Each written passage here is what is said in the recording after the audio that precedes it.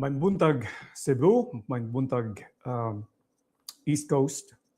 We are delayed a little bit, 8:30 in the morning. I apologize. Mungutana ko, ngano, nga kung mag-meditate ka, Rosario, pwede ka nga maayos sa imuhang panlawas physical o ang imuhang mental.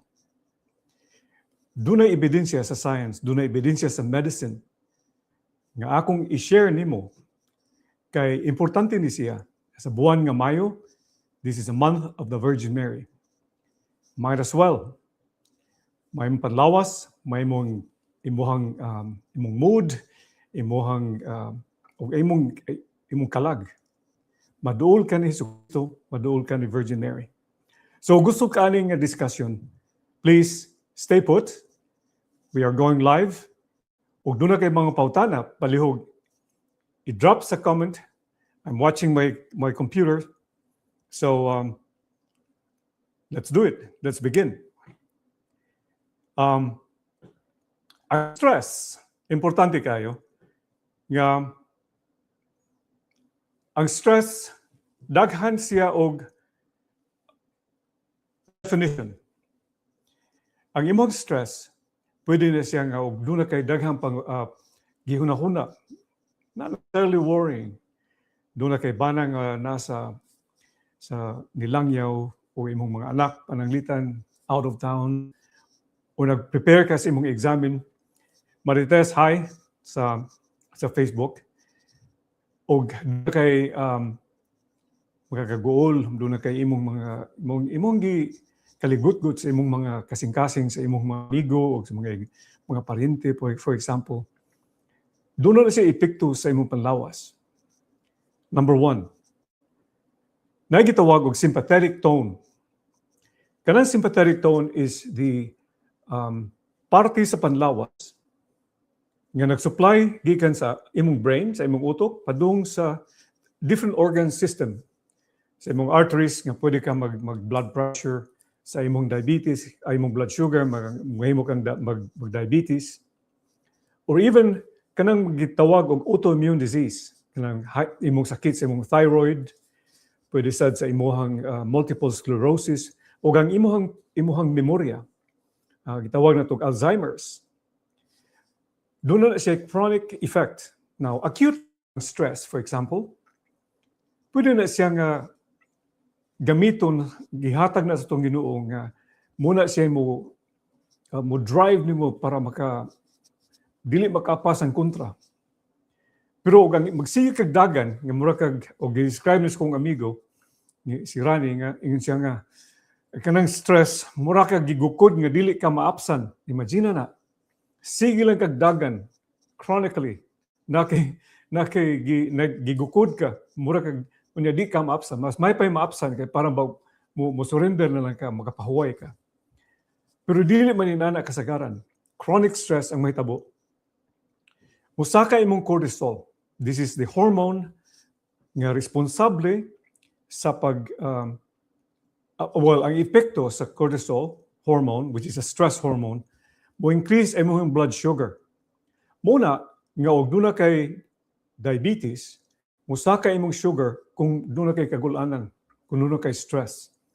Kung for example, doon na kay nakagikasukan, nga di ka makapasaylo. Musaka imong blood sugar tungod sa cortisol. O wa kay diabetes, pwede ka ma-develop og diabetes, kay og sige og saka imong blood sugar, ang mahitabo, mo respond ang pancreas.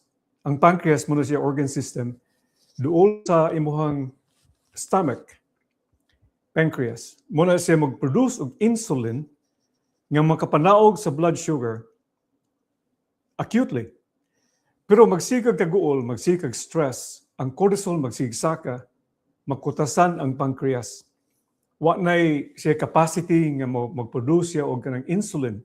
So muna hinungdan sa usahay ma-develop ka og diabetes. Ang kapait, kayo gay mohang blood sugar magsigog saka, mo stimulate na siya sa organ called adrenal gland. The adrenal gland is the one that is above the kidney. Dili na siya mo'y kidney, above sa kidney adrenal gland, importante ni siya kay mo man siya produce og epinephrine og norepinephrine. Kaning norepinephrine hormone why binisaya ani. Kaning norepinephrine og epinephrine muna siya makapasaka sa blood pressure. Muna dunay relasyon. Og doon na kay stress, ang imong hormone musaka, cortisol, musaka imong blood sugar, na og musaka imong blood sugar, musaka imong blood pressure. Sorry, naka stress, cortisol, increase imong asukar o blood glucose, musaka imong blood pressure. Yung magsiya kag puyaning state of mind or state of health, muna siya maka-develop eventually o tambok diri sa imong bariga, imong puson. Kana mo'y peligroso. Kay nagtimailhan na nga daghan og fat sa imong nga peligroso. Visceral fat, inflammatory kaya na siya. Ug binasaya pa hubag, init dinhi sa sud sa lawas. Dili mo ma-feel pero sud inflammation. Muna siya makakos og heart attack og stroke eventually, labi na kung masuko ka, di ka balabi si mong may kakapugong si mong gibati. Daghang istorya ang akong maistorya nimo pero kontrolar ang imong emotion. Now, ang epekto acutely sa science og magsikag stress, dunay parte sa imong brain. It's called the amygdala. The amygdala would actually get stimulated. Ang kaning amygdala munay center sa kasuko, sa anger, sa imong depression or anxiety or negative thoughts. Muna siyang usahay magsigilan ka og hunahuna nga unsa may istorya ni nako, unsa may gipangga ba kog ani niya or di ba kan siya ganahan unsa gisaway niya nako. Muna gitawag og negative rumination thoughts. Now pagbantay ana kay og duna kay prefrontal cortex, muna siya ang kanang muna siya ang kanang parte sa imong utok nga munay mo control sa imong panghunahuna pag-decide o kinsay imong sawon o imong asag unsay paliton nga buy or things like this. Dili kay mag-impulse. Side bit, og magsikag gamit og social media, manawag imong prefrontal cortex, dili ka maka-decide og tarong. Munang impulsive ka. Magpataka lang kag sugot sa imong kinsay mga ulitaw nimo.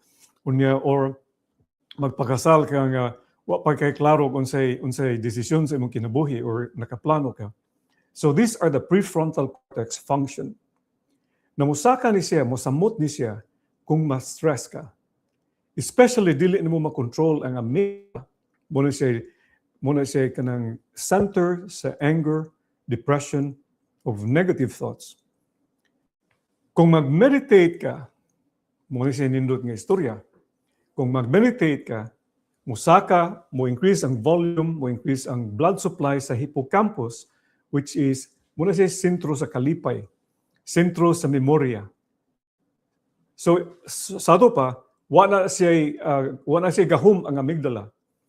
Magpatigbabaw ang hippocampus. Beautiful Cebuano word. Magpatigbabaw ang imong hippocampus. Unya, sayon ra nimo pag-decide. Yung magpayon ka pirmi kay ang impulse, ang imong response to stress lahi compared to ug di ka mag-meditate. Now, unsa ang pag-meditate? Muna yatong istoryahon karon. Rosary is the best to meditate. Simple kayo. Muginhawa ka, 4 counts, inhale, hold, exhale 6, hold. Unya i-repeat na nimo siya 20 times at least. Maka-reset na siya sa imuhang gitawag og sympathetic tone to parasympathetic tone. Mo na siya mahitabo sa imong pangutok. Unya, ug ang hippocampus nimo mo dako eventually. Sharp ay mong memory, dili ka mag-Alzheimer's. Mayo imong mood, dili ka sa puton. Ay mong response sa stress, mas mayo sad. Dili ka mupataka lang og decide og unsa.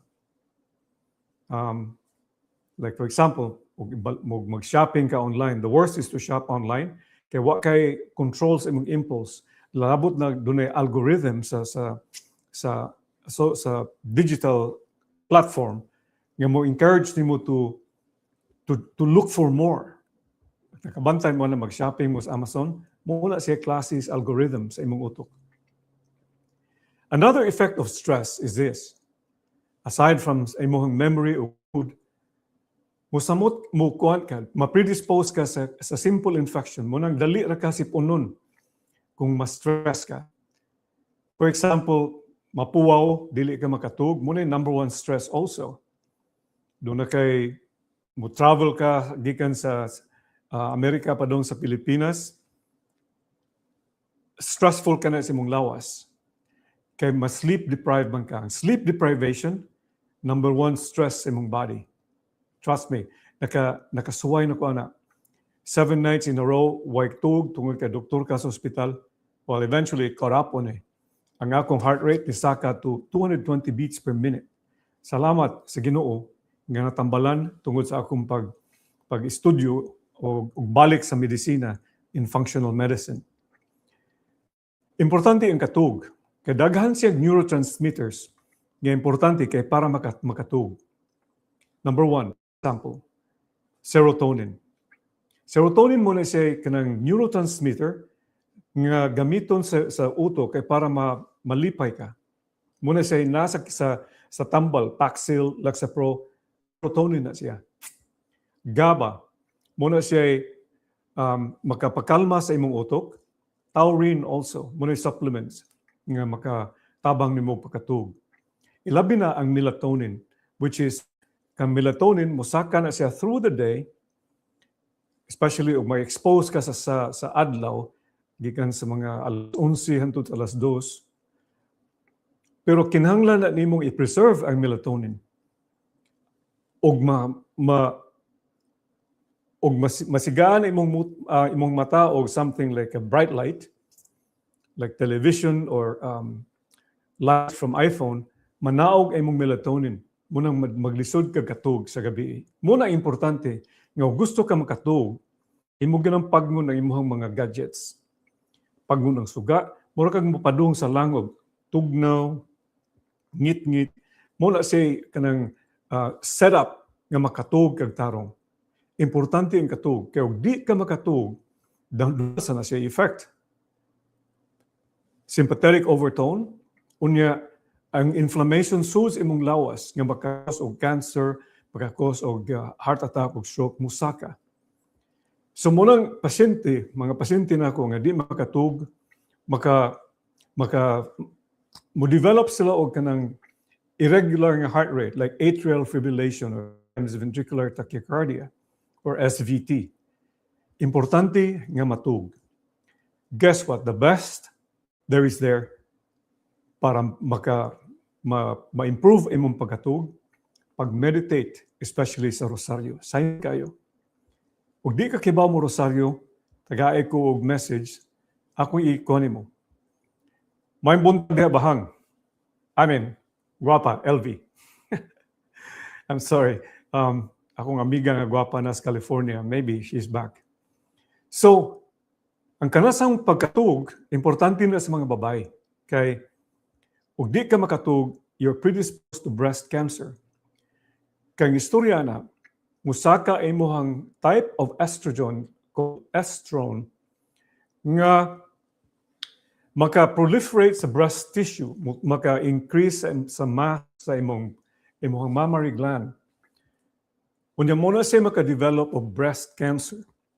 Muna importante sa mga babae nga mupahuway, labi na magbantay sa mga bata o di ba mag-night shift sila, ang pingi imong lawas, katug o balik. Ayaw sa kanunay.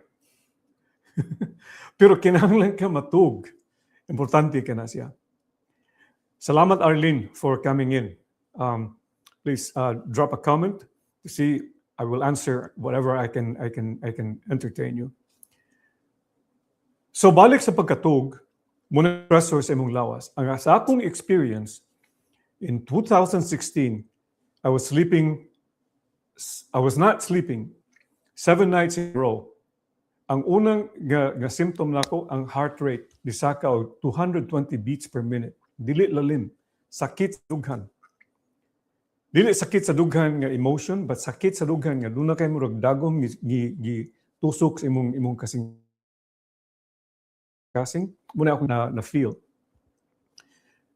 The thing that I discovered through reading and attending conferences, meditation, guided breathing. Simple kayo, mo breathe ka. 4, breathe in. Hold, breathe out. Exhale. 6, hold. Unya akong i-adapt ang breath prayer. Gikan siya ni Great Anthony in year 400 years after namatay si Jesus.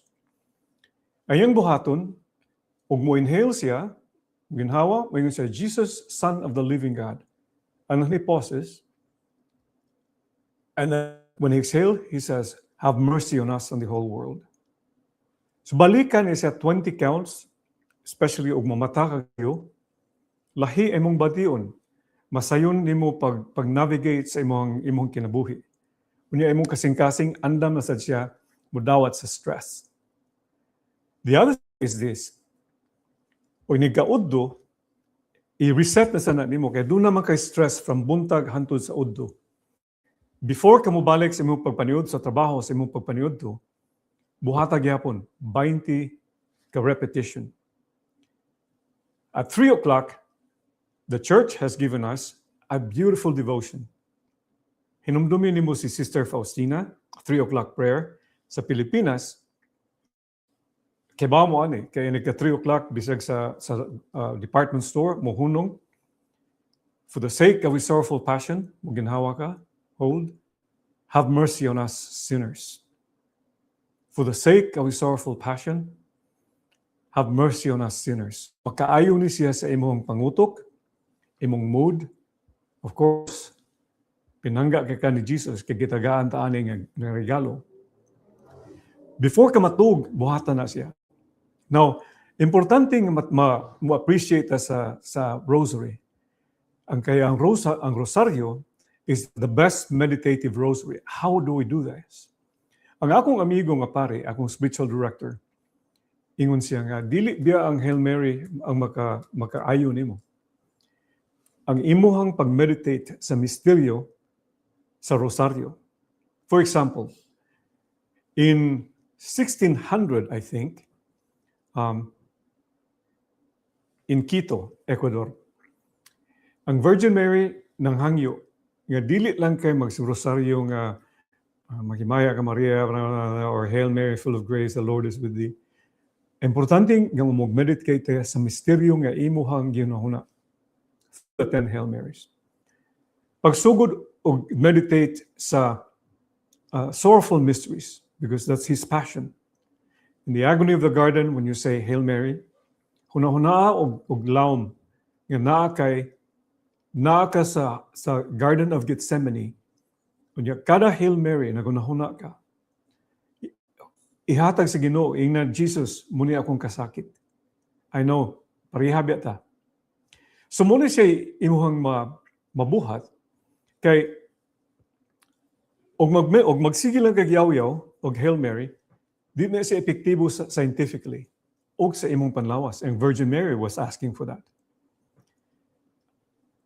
Then through the sorrowful mystery, you go through the sorrowful, the scourging of the pillar, the crowning of thorns, carrying of the cross. Meditate one by one, especially in the carrying of the cross. Nangayo siya ni Saint Bernard Clairvaux nga i-meditate ang akohang sakit sa akong ang wound sa akong abaga.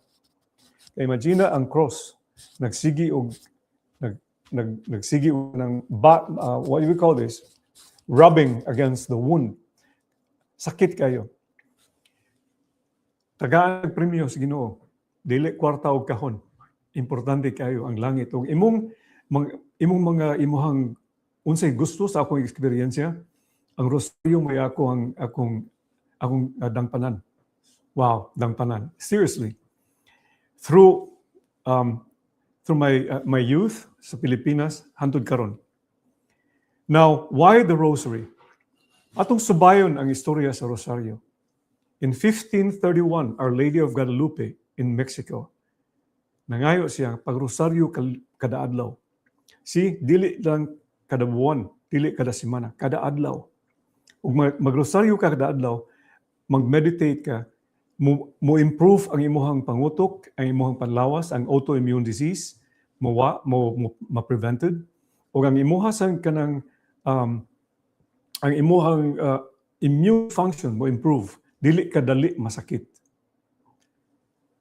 In 1594 to 1634, Quito, Ecuador, Our Lady of Good Success, pareha gyapon mensahe, palihog, pangadji og rosaryo. In 1846, La Salette, France, nangayo siya pabor, palihog, rosaryo kada adlaw.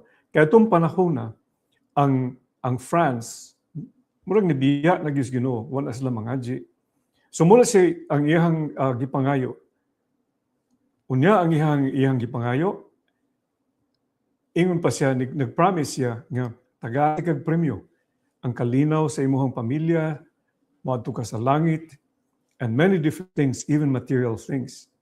Trust me, sa among kakapobre dito sa Pilipinas, nakapayla akong iginikanan tungod sa pagrosaryo. Kada adlaw nagrosaryo akong amahan, tawgon may panagsa.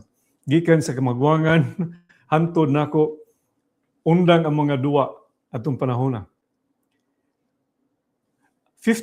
In 1858, 1846, La Salette, naghilak in town sa Virgin Mary. Kay nangayo siya nga marosaryo kada adlaw, kay mga tao na limot og pangadji. 1858, Our Lady of Lourdes in Lourdes, France, the same message. 1917, Our Lady of Fatima in Portugal. Nangayo siya gyapon kay ingon siya nga og dili ka mangadji og rosaryo. Aw ingon siya nga og mangadji kag rosaryo kada adlaw, magmalinaw na imong kinabuhi, unya moundang ang World War I. Kondisyon, og dili ka mangadji, og di mo mangadji kada adlaw, dunay mas grabe pa nga World War I, World War II. Nahitabo, dunay aurora borealis, nakit-an sa Europe, siguro wag yun mangadji ang mga tao. Doon gitagaan tag maayong higayon. Move on the same month, October 1917, Fatima, 1973, Akita, Japan. Naghilak ang estatwa ni Virgin Mary og dugo. The same request, mangadji og rosaryo kada adlaw. So, daghang ebidensya sa history sa atong simbahan nga gitagaan tag daghang higayon. Now, if you put meditation and rosary kada adlaw as she prescribed, the effects imong panlawas mas maayo. Maminos imong disposition sa infection kay ma-improve imong immune function. Number 2, ang blood pressure mo manaog, kay manaog imong blood sugar, manaog ang stress, makatug kag tarong, kay manaog masaka imong serotonin, ang melatonin, GABA ug taurine. Ug imong buhaton, simple. Ug di ka mangadji og rosaryo karon, sugdi og one mystery, especially the mystery and the sorrowful mystery. I mean, the scourging of the pillar. Kaya dramatize niya ang kasakit niya nga og makasata against flesh, muna'y makapasakit niya maayo.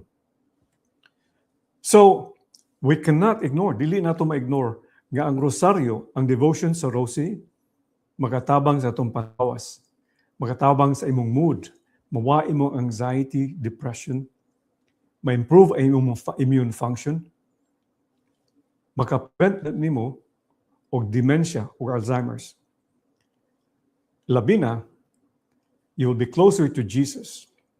Kaya yung mga santos, yung San Jose Maria Escrivá, yung siya nga, og magrosaryo ka kada adlaw, ug mag-meditate ka sa iyong passion sa sorrowful mysteries, mas maduol ka ug unsay pangayoon nimo dali ra katagaan. Based on my experience at least. St. Paul the Cross, the same. Ingon siya nga, ayaw pagawas imong kwarto kung dili ka makameditate sa sorrowful mysteries, sa passion. St. Teresa of Avila, the same. Ingon siya nga, og di ka mag-meditate, ayaw pagdahom. Dili na ka kinahanglan ang yawa mo pudong mo sod mo push nimo sa impyerno. Ikaw umniadto sa impyerno. Saint Alfonso Ligore, ang founder sa Redemptorist, the same message. Rosario, meditate on the mysteries of the rosary, of the sorrowful mystery. Well, og giganahan ka nga topic, palihog, i-share sa imong maparinti, i-share sa imong mga igsuon, i-share sa imong, maybe i-share sa imong parish priest para maka ang mga parishioners. Palihog, share, subscribe to the YouTube channel, importante ka na siya. Ato ra gyapon kinsa may magtinabangay. I want to share my thoughts and my faith. Ang akong pagtuo ug akong knowledge sa medisina, tabangan ako akong mga parinti o mga amigo nga Bisaya, especially, of course, akong tanang mga amigo nako. So palihog ko, subscribe. May live audience sa YouTube, sa Facebook. Ay kalimot, subscribe and share. Salamat ha. Magkita na sa ta inig Miyerkules. The same time, alas 8. Sorry, doon na technical glitch. So, igo man ka ko bahang imong kagwapa dili maigo pirmi. So, magkita ta, istorya. Adios.